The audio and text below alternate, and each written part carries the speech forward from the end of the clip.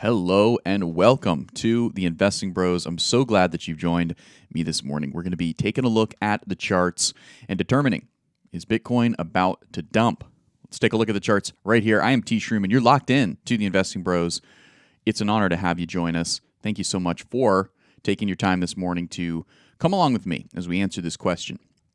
Well, $51,000 per coin seems to be a pretty strong level of resistance, or just below it if you're getting real technical about it. But that 51,000 level does seem to be holding. Held back here in February 17th. It wicked down into it back here in February 14th.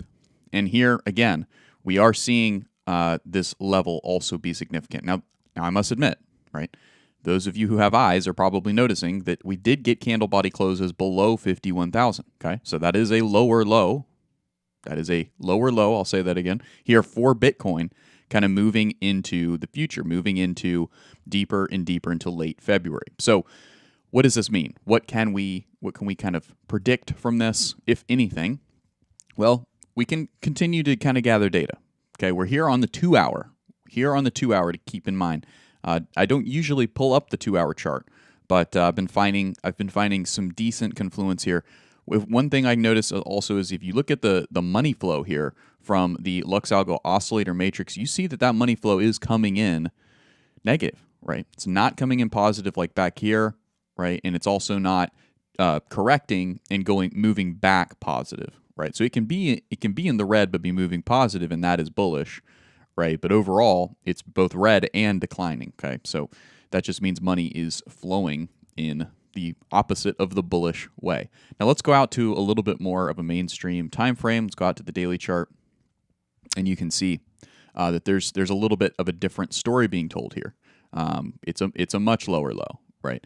So these are the candle body closes for the daily chart, and we've got some consolidation here, right, at 42,000. That's really where the consolidation has been, and the money flow has been green, right? That money flow has been green and increasing until recently, really since about the 18th, right? So kind of in this moment, in this multi-day kind of trading session that we've been in, we've seen a plateauing on the daily chart, probably the most viewed chart for traders and investors.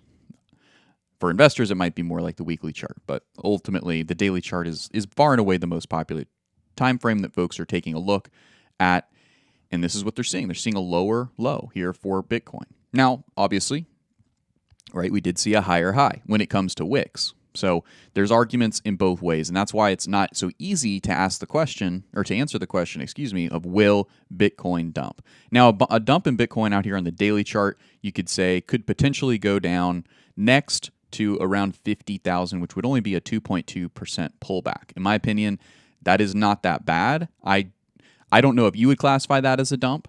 I don't think that I would classify that as a dump. I think that would be just kind of a routine correction here in a period of oversold, right? Probably your oscillator that you're using, and then the professional oscillators that we use here at Lux ALGO oscillator that we use is saying oversold. Now it's coming back from that, right? It's cooling off. That oversold hyperwave is starting to cool off, but that money flow is really telling the story, in my opinion. It's cooling off while it's oversold. What happens next? What happens next is that we have a movement down. Now, there's a couple of news stories that I'm going to read that may give us pause to be so quick to believe that Bitcoin's going to come down. But when you have this level of ascension in such a short amount of time, let's calculate it out here. So 24% in 9 days, right? You would at least need a cool-off period, and we're finally getting that cool-off period, right? Back here on February 12th, I was saying we need to consolidate here below 50,000 before we penetrate through. In my opinion, that would have been a healthier move. Even getting a test, not an immediate test lower, but right, a slow and gradual test back down to the Bollinger Band at 48. Then it would have been 46, and then a move higher. You know, we've just continued to move higher, and now we're going to have to come back and pay the piper before we can go higher. But again, right, we're gonna see some stories here that could potentially prove that wrong and say, nah, screw the charts, we're going higher. And Tim and I have been saying that once we start to get into a real strong bull market here, which it's hard to say that we haven't yet, right? It's hard not to call it here. But once we do start to, and the market believes that we are in that bull market, and the corrections are all behind us and it's just up, right? Then it kind of doesn't really matter, where the Bollinger Band is, right? Where the gaps are. All of that is a little bit less relevant than the raw supply and demand truth that folks who are making economic decisions are looking at and basing their allocations off of, right? So we have to keep that in mind. And supply and demand right now for Bitcoin is definitely in the advantage of the bulls, right? There's a fixed supply, right? And there's increasing demand. We're seeing that in the ETFs. So there is really a lot of fundamental reason and just economic reason for why price should continue higher. But logically, technically, what we should see is at least a pullback down to the midline of the Bollinger Band here to about 5-6%, back down to 48,000, in my opinion, right? And that would coincide with some of this. That would coincide with some of these wicks back here, kind of at the higher 47,000s, right, to give some support, and then maybe even come down to the candle body closes from back here in early January, when those ETF announcement highs were put in, right, and that would be 47,000 to 47,200, right. So these are some of the levels that I'm looking at, but we could go higher before we go lower, right, and that shouldn't be news to you. If it is, hit the subscribe button. If you've liked the video so far, make sure you hit the like button. All right, let's go ahead and get into some news. Before we do, let's go ahead and review the chat. Let's see who is in here, see who's making the most noise. I see my man, Army Piper, saying, hey, Gia. So that means Gia must be in here as well. And she is. And she's saying, smash the like button, everybody. She's helping out the bros, and she's getting rewarded for it. She's getting up here on the screen. Look at that. That's super cool. I wish Dusty, said Army Piper. What did Dusty say? Dusty said, Army Piper REMF. I don't know what that acronym means. Let's see. Dusty Hunt said, no, dump, no. Pullback, yes. There you go. So we're getting some answers. Drew P said, just the big boys talking profits. I like it. Dylan Martinez said, we need 4-hour closes to anticipate a confirmed breakdown. Absolutely. Hope I didn't find one, if you know what I mean. Okay. All right. Let's see who's the first in chat, according to my glitchy chat here on my streaming software, is Justin Eubanks. He said, yo, investing bros, good morning. So it is good morning. GM to you as well, Justin. Nancy Croy, not too far behind, said, good morning, T Shroom. Good morning, Nancy. And then GS was in there as well. Crypto Freddy also said, good morning, bros. So it's good to see everybody getting in here. The Kid Coleman said, the sultry sound of Shroom in the morning. I love it. I can be more sultry if you'd like. I can be less sultry. Let me know in the chat. What do you guys want? More or less sultry? Let's do a little more sultry as we get into the news here. The news today is brought to you by Decrypted.tax, folks. If you are looking for a tax solution for your 2023 tax season, look no further than the pros over at Decrypted.tax. All right. Crypto Town Hall has tweeted out that spot Bitcoin ETF approvals boost liquidity. Now, we're going to get into a little bit of some somewhat complicated stuff here. I'm going to boil it all down for you and give a summary so that you can clearly understand. And the approval of spot Bitcoin ETFs has positively impacted order book liquidity, with market depth up 30% since the ETFs debuted in January. Early Tuesday, Bitcoin's 2% market depth across 33 exchanges reached 539 million, the highest since October. All right, so what does this mean? Well, if we go back over to the chart, you may have seen on your exchange where you maybe do leverage trading, like on Blofin or something like this, you may have seen a depth chart, right? Where I'll go ahead and pull one up for you guys. I'll pull one up for Bitcoin. That way everybody can see. So this is the depth chart right here. I'm not logged into anything, so you can't see nothing. But you can see the depth chart. You can see the total quantities, right, and the price that they're asking. Or on the flip side, the total quantities and what they're bidding, what they want to buy it at price-wise. Okay, so that's what this tweet is referring to. And why is this important? This is important because this is giving a pretty strong argument for why Bitcoin not only wouldn't go down, right, but also won't go up, right? Now that is the two-edged sword from my understanding of depth in these markets, right? So what happens is that you kind of get cornered in on the top and to the bottom, and that can change. But right now we're just looking at it from a binary standpoint. Is it depth? Is it deep, or is it shallow? And right here we can see that ultimately the market depth is up 30% since the ETFs debuted, right? So that means that there is more depth. So what does this mean? Let me break it down for you. When bulls are coming in and they're saying, I want to buy, right? That would in theory, if that was only happening, it was only bulls, that would push price up, right? Now, if they say, but I only want to buy in lots of 50,000 Bitcoins, well, there's no sellers for 50,000 Bitcoins, or there's less sellers, you could say. So then what happens to price? It just stays the same, okay? Until those sellers come in and that market can be made, and then the price comes up, right? Same thing to the downside. If there's only sellers at a high lot, right, a high quantity of the underlying asset, but there's no buyers, then there's no market. Nobody's agreeing on the price. And so eventually the price would come down, but for now, because there's no buyers for the sellers to sell to, the price stays the same until those sellers say, okay, I'll take a smaller lot value, right? Or I will bring the price down and I will agree closer to where you're bidding at. Okay, so that is somewhat complicated. I hope that made sense.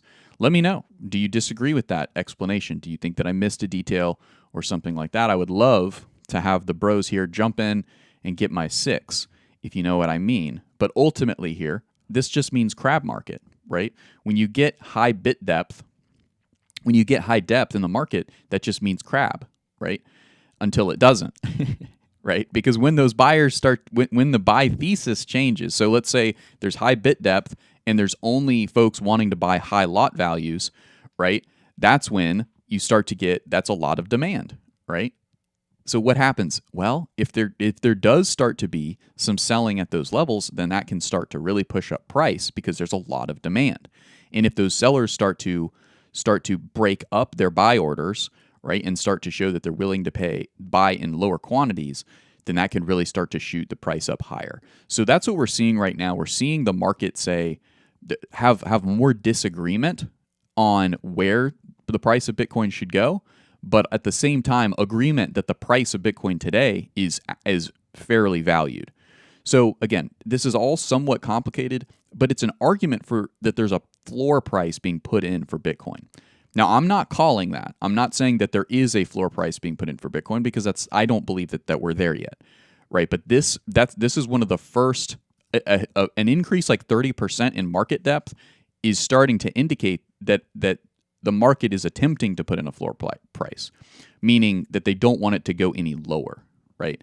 Obviously, the market would still want it to go higher because it's an appreciating asset, and that's why people are invested in it, because it's an appreciating asset, but they don't want it to go too much lower. So hopefully that makes sense. Now, this does not at any point mean that Bitcoin can't come down, and I do anticipate that at some point there will be a correction. There was a pretty decent correction back here, right? A 2.8% correction back here on Thursday, February the 15th. But the reality is that wasn't very much, and it was immediately bought up. Buyers came and aggressively bought that up. And so we're also seeing right here the live battleground for a move lower, right? The bulls are just attacking here. They're not letting price come back down below. And we've seen this before, right? And this is just classic consolidation.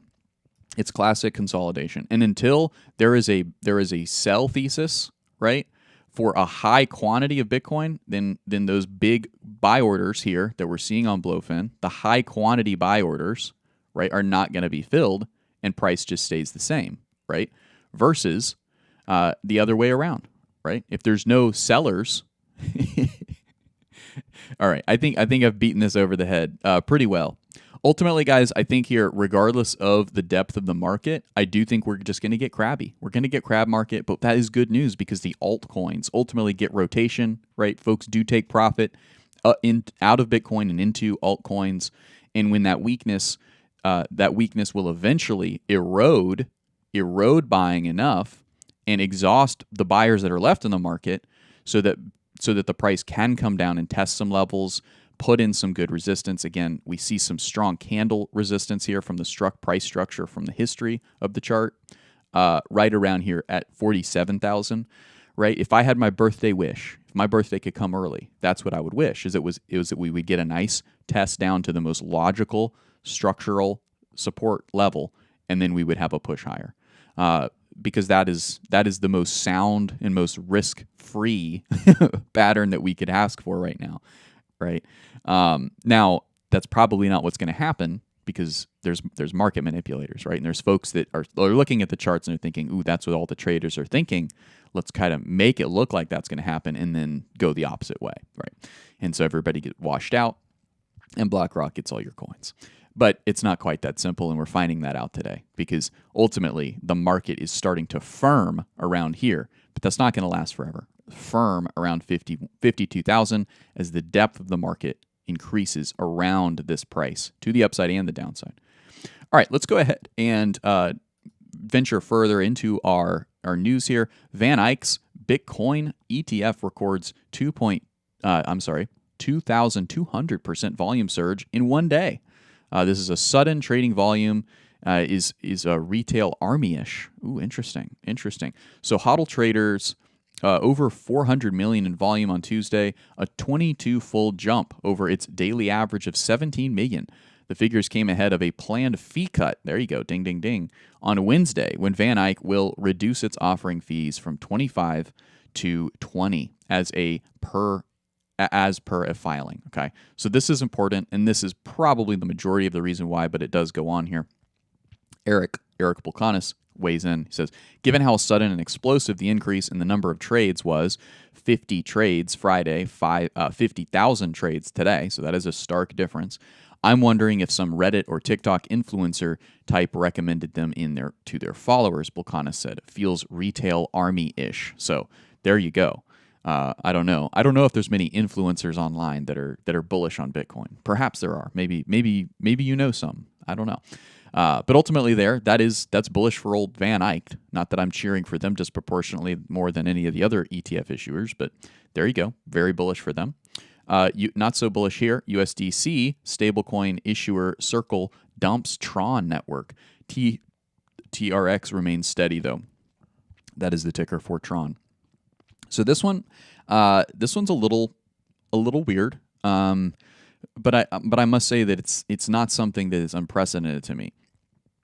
Tron seems like a little sister to Binance, the old Binance. Right now we have the Binance that's internationally kind of been swallowed up by, infiltrated by, essentially the global TradFi, right? And now it's going to become, probably not much of an American-facing market, but it's going to become one of the world's largest, already is, world's largest crypto exchange for the rest of the world, not the U.S. and probably not, other like the UK and maybe not Germany, right? So, but maybe they will. So ultimately here, what does this mean? It means that Tron is kind of next in its heavy regulatory cycle, so to speak. And this is all, like, I don't keep up with the Tron narratives too much, but that's kind of what I'm reading here. USDC is the much more regulated of the two stable coins. Notice this isn't USDT, right? So USDT, I would imagine, is not dumping Tron at all. In fact, it's probably going in the opposite direction. It's probably cheering today because it just lost competition here on this battlefield, the Tron network battlefield. But this is big news, and more than likely, this may be a kind of a canary in the coal mine moment for Tron. That something similar to what happened over at Binance might be coming for Tron. That's not, I wouldn't say necessarily a prediction, but you can kind of read between the lines there. I think Tron's days have been numbered. I hate to say that, but I will put it in that kind of language. I think that is from what we've been seeing, right, with how aggressively they went after Ripple, with how aggressively they've gone after Binance. And by they, I mean the global TradFi elite, right? I do think that Tron does continue to stand for, what those entities stood for that got them taken down, right? The real question for me is Cardano. Cardano never got USDC. USDC never went on Cardano. And I think that it's probably for a lot of the same reasons, which is that it's outside of the influence of both Washington and Wall Street, right? So we'll see. We'll see the tale of all these networks, right, is so utterly fascinating to watch because it's causing the world to, in a short amount of time, see just how the global financial system works, how it operates, what its incentives are, and it's pretty clear that they want control, and that shouldn't be news to you. But here's some news that might be new to you. John Deaton, running for Senate in Massachusetts, he says, reacting to this tweet here from Elizabeth Warren, apparently the MAGA Republican machine couldn't find a single Republican in Massachusetts to run against me, so they brought in someone from Rhode Island who will have the backing of the GOP and special interest groups. So there you go. She's saying, welcome to politics, John Deaton. Senator, no one, in his response is, Senator, no one recruited me. Okay? No one recruited me. He's a lone cowboy. And I'm looking forward to substantive discussion on the issues that are important to the good people of Massachusetts, like income inequality, inflation, housing costs, illegal immigration, the debt crisis, and veteran services. So there you go. The word crypto seems to be not included there, which is interesting. But there you go. So it's already started. This is going to be a political battle that I'm going to be watching, not for the partisanship almost at all. I could really care less, but just to see, again, what did we just talk about? USDC parting ways with Tron. I honestly see this as a very similar situation. Although John Deaton, kind of coming from the Ripple XRP world, I would say that's a world that's pretty cozied up with Wall Street and other global other global hubs that are pretty well snuggled up with the global financial elite. So not that John Deaton himself necessarily is, but he definitely, I wouldn't say that he's completely foreign to that world or that he isn't a friend of that world. Elizabeth Warren is in a little bit of a different footing, right, with that world, because she seems to be, if I had to really pin it down, she seems to be in a camp with Gary Gensler where they're just trying to be the brakes for this whole industry. And they say things that don't make any sense. Gary Gensler was on CNBC the other day saying Bitcoin isn't really decentralized and that its value isn't really anything more than just being a ledger system to keep records. So Elizabeth Warren has said similarly absurd things.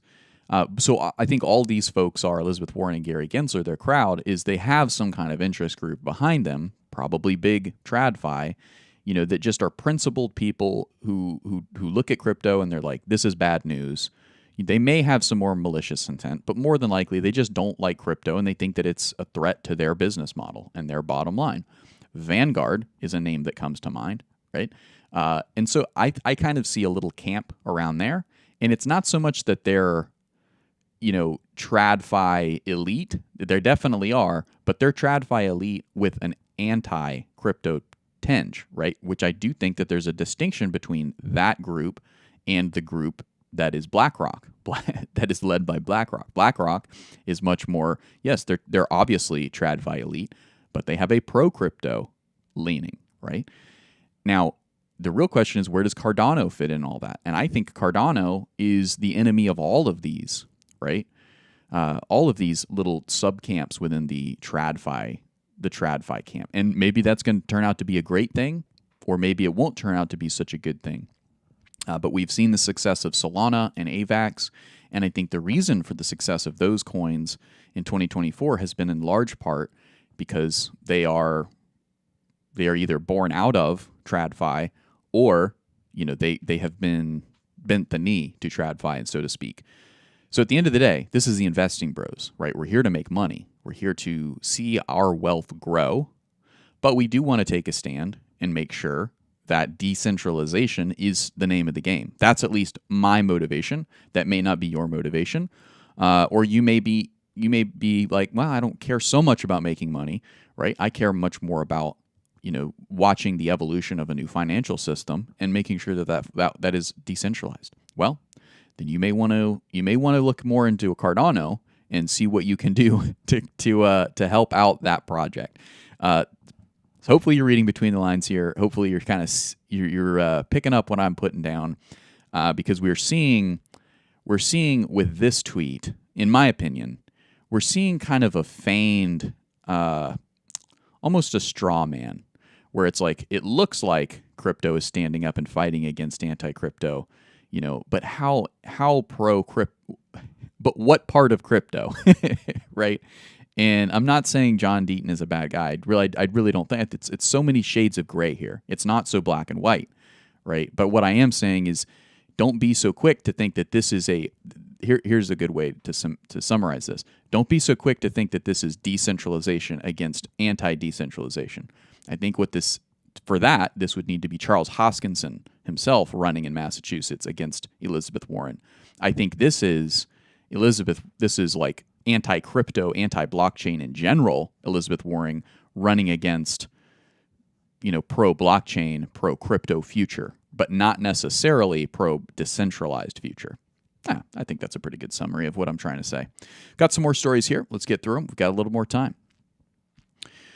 Before we get to the next one, let's see what's going on in the chat. I see Crypto Billy. What is up, Crypto Billy? We got Crypto Billy was they were live last night with the crypto with the Billy Goat Tales. I was able to tune in, and that was a lot of fun, man. There were some really good conversations going on there. I urge you guys to tune in at 9 p.m. Eastern Standard on Tuesday nights for the Billy Goat Tales. Now, Billy has said here, John Deaton, man's man. I like them both. Okay, there you go. Couple of Johns. Nothing wrong with a couple of Johns there. Drew P. said the American people are finally done with the current regime in the Fed. We'll see. I don't know about that.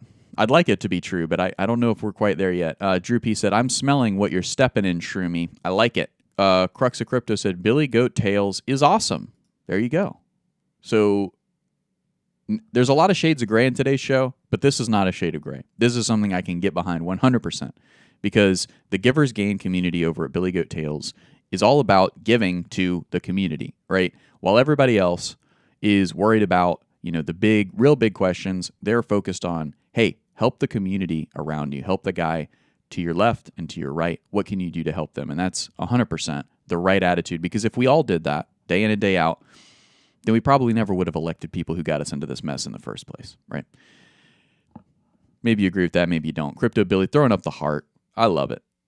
Let's see. A mellow fellow said, Deaton is definitely an advocate for crypto. So if he gets in, I think it'll be a plus in general. Yes. I agree. I agree. I agree.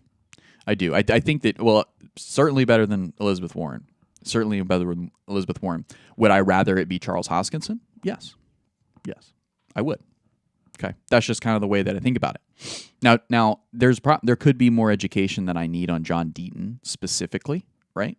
But as far as I know, he's basically, he's committed his life for the last 3 to 5 years, defending Ripple in court, not Cardano, right? It's different. All right. Moving on. I think we've addressed that sufficiently. Polygon Matic has fallen out of favor with crypto investors. Here's why. This is actually quite compelling, so we'll camp out here in the final minute. The lack of investor interest in the token likely stems from a couple of reasons, including the way Polygon ZK EVM ensures the validity of transactions, which puts it at a disadvantage to Optimism and Arbitrum when it comes to benefiting from Ethereum's impending Dankun upgrade, according to researchers at digital asset management ARCA. All right, so let's keep going. There's some more important details. The upgrade is particularly favorable for layer 2 scaling solutions like all of them that use roll-up technology.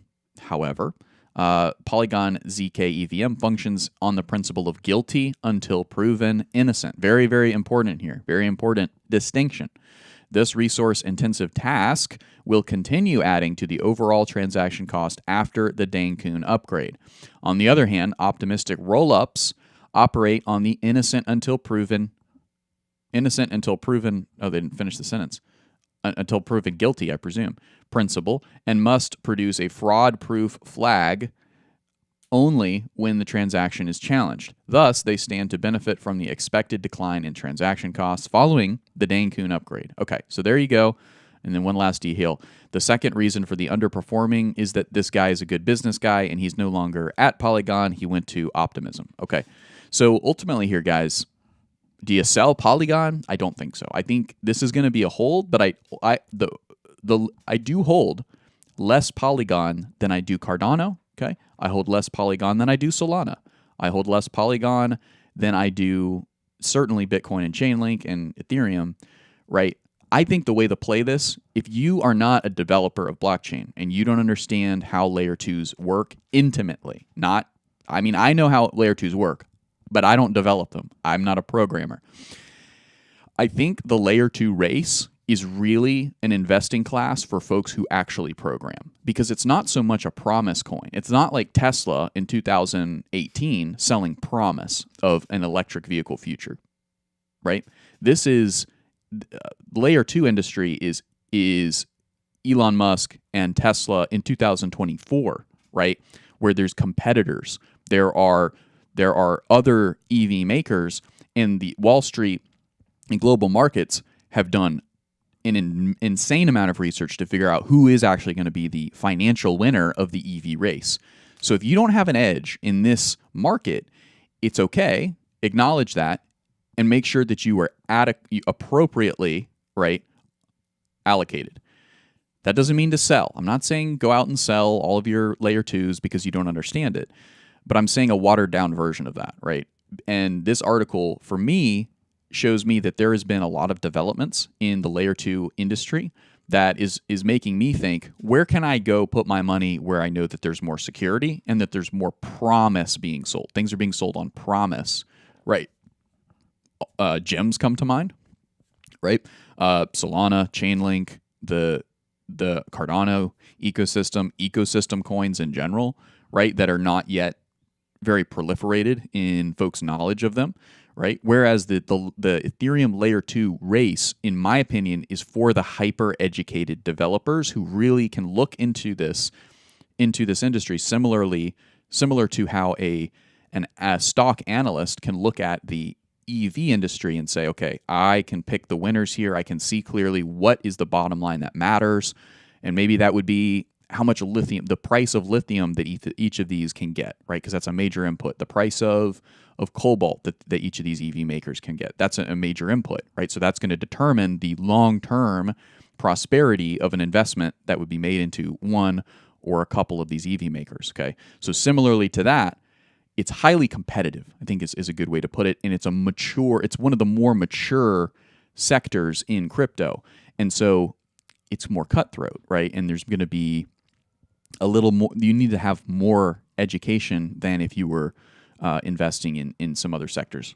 I'll leave it there. You guys can interpret that for what you will. Maybe you disagree with me. Let me know in the chat.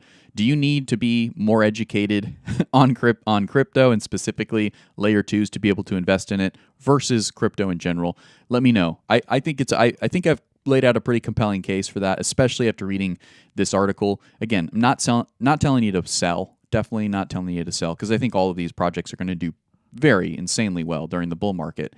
It's just, if you think that you want to eke out every little bit and be only invested in the industry winners, the sector winners per sector in the crypto industry, when I look at layer 2s, Ethereum layer 2s, I'm thinking, man, somebody else has a better edge than I do, because I do not understand exactly how the Dane-Kuhn upgrade for Ethereum is going to affect who's going to win the layer 2 race.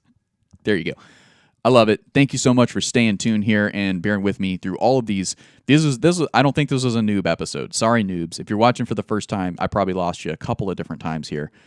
Maybe with the depth charts, maybe with the layer 2s, maybe with the the sideways talk about politics. Here we go. Thank you for tuning in. If you were able to bear with me and understand what I was saying, I think I dropped some pretty good nuggets. And if you agree with that, make sure that you smash the like button. And if you are new, subscribe. I promise it's not always this high level. We like to get into some more noob-friendly content as well. But thank you so much for tuning in. We will be live today at 3 p.m. Eastern Standard Time. My partner and I, Tim, will be going deep into the charts. And make sure that you stay hydrated. And if you're trading, keep those stop losses tight. See you at 3.